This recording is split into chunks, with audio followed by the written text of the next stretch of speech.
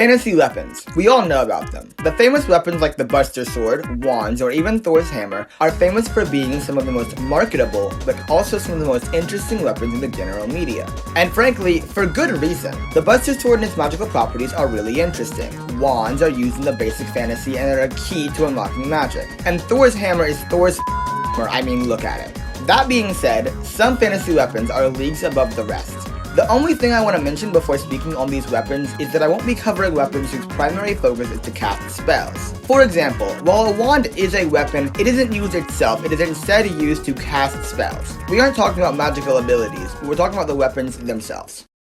Talking about one of the most popular weapons, Thunder Spears and ODM gear from Attack on Titan.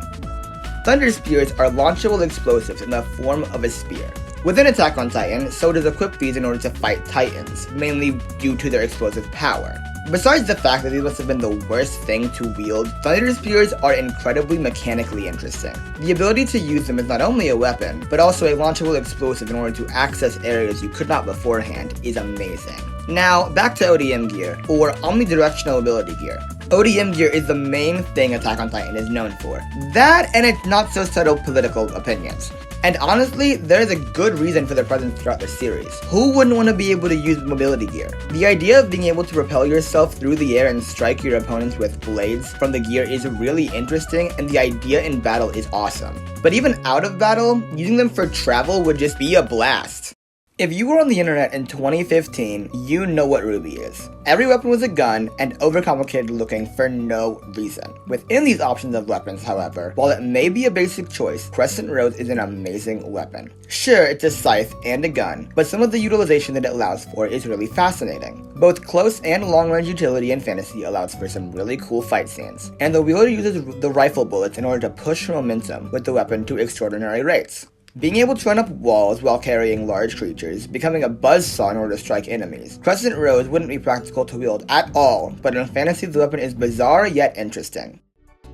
This is a pretty general statement, but using fans in fantasy is really cool. I don't understand the logistics of how fans being used in combat would work at all, but it's fantasy, so who really cares? Characters like Tamari being able to wield this giant weapon and shoot wind blasts grants her once again up close and range variants.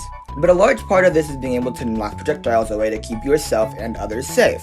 Or, if you want to go a different route, characters like Yukiko in Persona 4 and Yumi in Code Lyoko use these famous projectiles in an elegant fashion. One that I couldn't not mention was Suki from Avatar, using fans as a melee and defensive weapon within traditional dancing style. Fans aren't practical, but if they're used in fantasy, they are very, very cool within how they function. Within the Guilty Gear world, one character has a very interesting weapon, Bridget. Bridget utilizes a yo-yo within all of her attacks. And sure, yo-yos are a cool weapon in general, we all know that. But this isn't a typical yo-yo. She can send the yo-yo directly in front of her or diagonally. While this yo-yo is out, she's able to fly towards it while spinning, hitting everything in front of her or outright canceling her movement. Can we just talk about how cool it would be to throw out a yo-yo and fly towards it? I mean, it'd be a blast, and I would never travel any other way. So yes, that would be really cool outside of combat and in combat. But within this realm of fantasy, being able to fly outside of combat to wherever you throw your yo-yo would be very, very beneficial. Being able to fly over walls to get around enemies instead of actually outright fighting them. And in combat, this would be incredibly useful as well, being able to hit people and immediately go into other attacks. Before I say the last pick, I want to give a few honorable mentions. Maze Anchor from Guilty Gear. It isn't really anything special, but she is wielding a ship anchor and, one second, how much does a ship anchor weigh? 25 to 3,000 pounds? Okay, well, that's awesome nonetheless. Firearms in fantasy are also really cool whenever it is designed in a not one-shot way. They just add a lot of utility to characters, and fantasy firearms are interesting.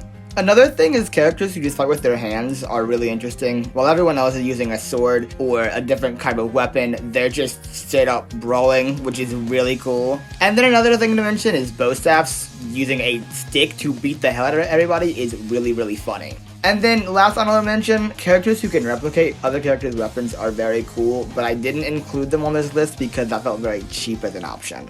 Lastly, we have Venture's Drill from Overwatch. Don't get me wrong, I make fun of Overwatch all the time. A lot of points in Overwatch's history have been very messy, but what I will give the game is that its weapon design is very, very well done. Widowmaker's headset, allowing her to see through walls and locate specific targets, as well as provide information on them, is phenomenal. Lucio's wall riding tech, giving him stylish and improved movement, is really neat. But Venture provides us with something we haven't talked about yet: underground travel. Underground travel adds another layer of utility. The ability to stealth underground and access different parts of restricted areas is something that is incredibly helpful in the fantasy realm.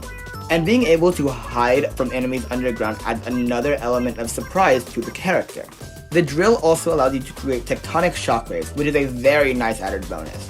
And the ability to use it as a ranged weapon because it's a firearm, yeah, the drill is amazing. Another thing to mention is that it can also be used as a close range weapon since, well, it's a drill. I hope you guys all enjoyed the video. I had a lot of fun making this about fantasy weapons, and honestly, I really want to know what your guys' favorite are. There are a lot of great options that I didn't mention, so just leave them in the comments. And this video took a while to make, a lot longer than I wanted it to. It'd be really great if you guys could subscribe because it's free and I want to drop out of college. So, I would appreciate it so much. So yeah, thank you guys so much for watching. I'm gonna go work on my next video.